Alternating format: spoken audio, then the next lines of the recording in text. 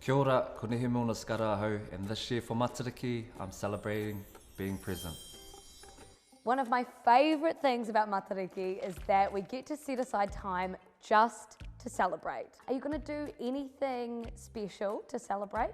This year, going to go pretty big. Planning to go up to Tokomaru Bay, to the Ako, the whānau up there. Have been holding hautapu over the last few years.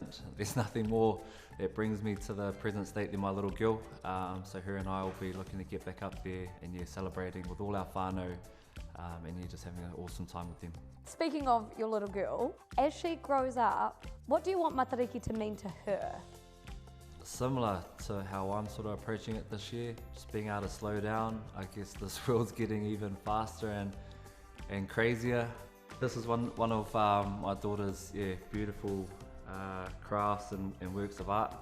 Whatever I'm doing, I usually have my bracelet on, and it's just a reminder around being present. I guess the beautiful thing about Matariki is around being intentional, so I really want her to drive that home around just taking the time to think about what's important, reflecting back on the past, being grateful for what you have in the present time, maybe making a few more bracelets that I can make for her that remind her of her awesome father and all the other awesome things that'll be happening in her life. Manawatia a Matariki.